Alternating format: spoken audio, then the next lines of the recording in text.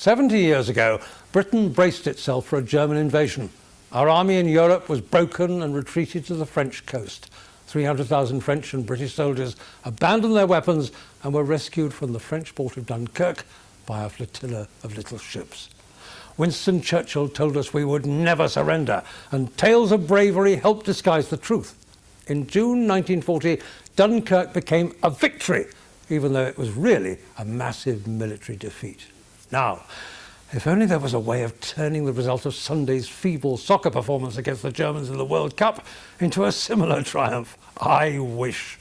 Millions of English fans would like to blame it all on the referee, who failed to see an English goal which would have evened the score in the first half. But the referee was a bloke from Uruguay who was once suspended by his own country for football irregularities. Millions of English fans believe the team coach was simply not up to scratch.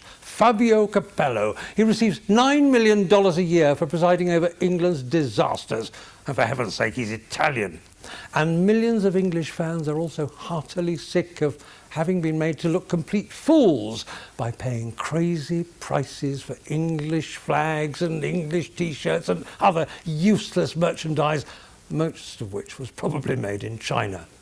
Now, soccer is supposed to be the beautiful game, but the World Cup brings out the ugly xenophobe in many of us, especially when we're up against the Germans. It's nothing personal, but they're so smug, so sure of themselves, so well-drilled, so efficient, so humorless, so unremittingly Germanic.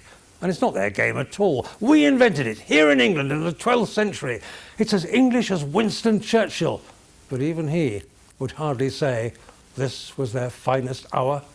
On Sunday, England were absolutely dismal. They got thrashed, and they're now flying home.